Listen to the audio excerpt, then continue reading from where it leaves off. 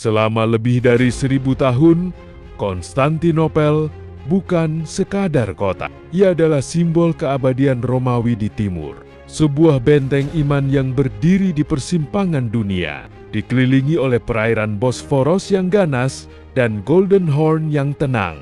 Kota ini hanya memiliki satu titik lemah, sisi daratannya. Namun, di sana berdiri tembok Theodosius III, lapis pertahanan batu dan bata, setebal 5 meter, yang telah mematahkan ambisi puluhan penakluk sebelum mereka.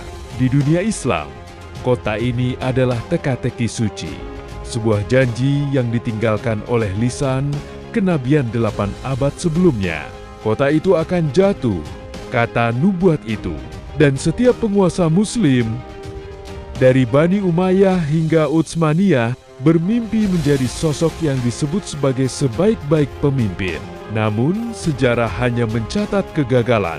Hingga pada tahun 1432, di sebuah istana di Edirne, lahirlah seorang bayi laki-laki bernama Mehmed. Ia lahir di masa ketika kekaisaran ayahnya, Murad II, sedang mencari arah.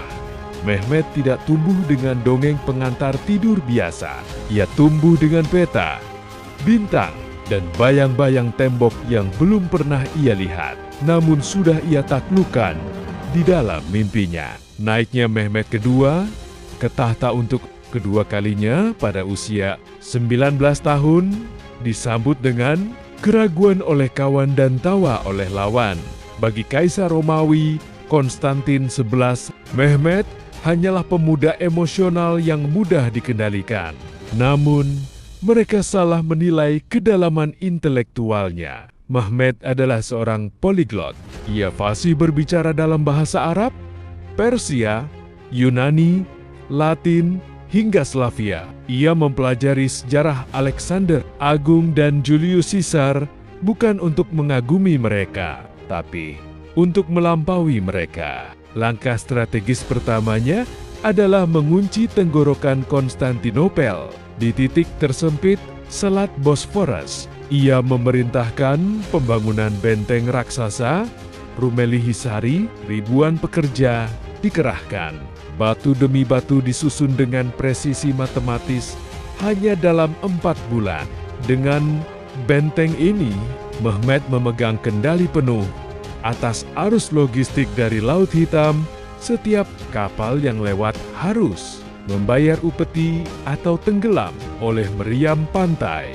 Inilah deklarasi perang tanpa kota-kota yang membuat Konstantinopel mulai merasa tercekik. Dunia mulai menyadari bahwa pemuda ini tidak sedang bermain-main. Ia sedang merancang sebuah pengepungan ilmiah yang belum pernah disaksikan sejarah manusia. Perang di abad ke-15 sedang bertransisi. Pedang dan panah mulai memberi jalan pada bubuk mesiu. Mehmed memahami ini lebih baik dari siapapun. Ia tahu bahwa tembok setebal 5 meter tidak bisa diruntuhkan. Dengan keberanian semata, ia butuh kekuatan fisik yang mampu mengguncang fondasi bumi. Datanglah seorang insinyur bernama Orban, pembelot yang menawarkan keahliannya pada tawaran tertinggi.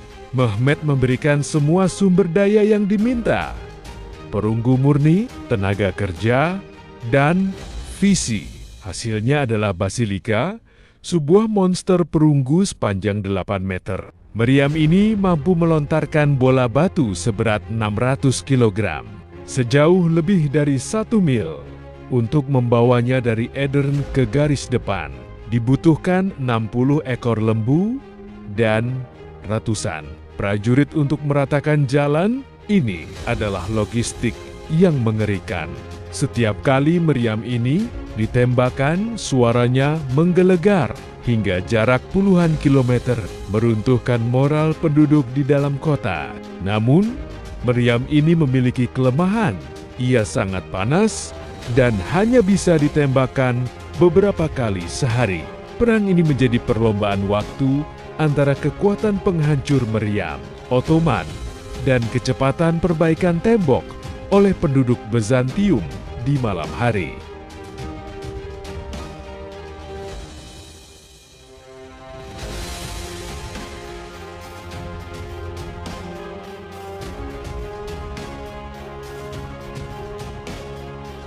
April 1453, pengepungan memasuki minggu ketiga.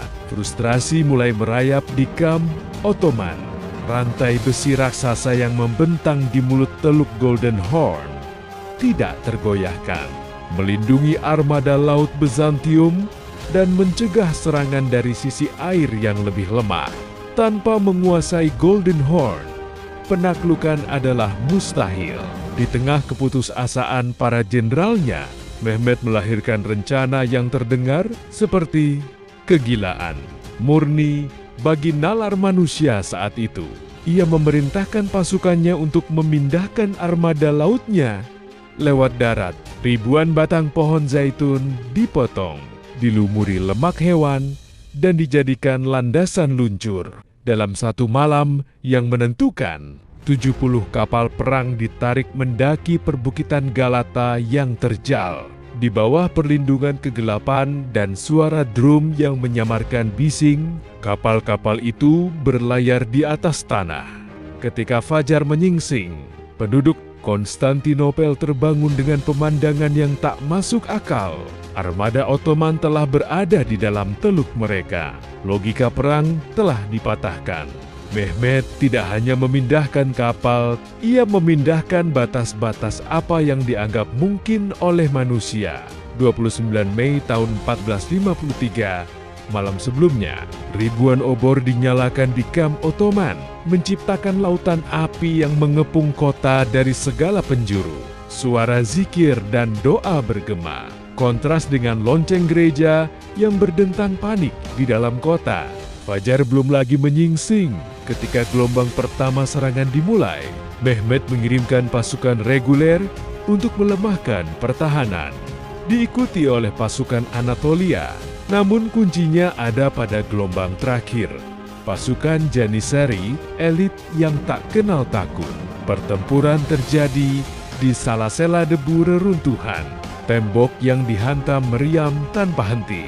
Di gerbang Este Romanus, pertahanan mulai retak. Ulubatli Hasan, seorang prajurit bertubuh raksasa, menjadi orang pertama yang berhasil memanjat puncak tembok dan menancapkan panji Ottoman sebelum ia gugur dihujani anak panah. Kematiannya menjadi simbol bahwa gerbang telah terbuka.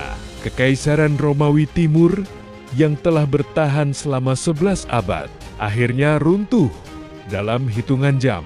Kaisar Konstantin XI melepas jubah kekaisarannya dan bertempur hingga titik darah terakhir di antara rakyatnya, menghilang dalam sejarah sebagai kaisar terakhir dari garis yang sangat panjang. Sore itu, Mehmed II memasuki gerbang kota dengan menunggangi kuda putihnya. Ia tidak masuk sebagai penghancur, melainkan sebagai pewaris sah tahta Romawi. Ketika ia sampai di depan Hagia Sophia, ia turun dari kudanya, mengambil segenggam tanah, dan menaburkannya di atas sorbannya. Sebuah tanda bahwa kemenangan ini adalah milik Tuhan, bukan miliknya. Di dalam gereja megah itu, ia menjumpai penduduk yang ketakutan. Namun ia memberikan jaminan keamanan dan kebebasan beragama. Sebuah tindakan yang mengubah jalannya sejarah peradaban. Konstantinopel menjadi Istanbul, kota Islam. Mehmed mengundang para seniman, arsitek, dan ilmuwan dari seluruh dunia untuk membangun kembali kota ini. Ia tidak menghapus masa lalu Bizantium, tapi menyerapnya ke dalam kejayaan Utsmaniyah. Penaklukan ini memicu pelarian para cendekiawan Yunani ke Italia, yang kemudian memicu Renaissance di Eropa. Muhammad Al-Fatih meninggal pada tahun 1481, meninggalkan warisan kekaisaran yang membentang di dua benua. Ia bukan hanya seorang jenderal, ia adalah arsitek dunia modern yang membuktikan bahwa dengan ilmu pengetahuan, strategi yang berani, dan iman yang teguh, tembok paling kokoh sekalipun akan tunduk pada kehendak sejarah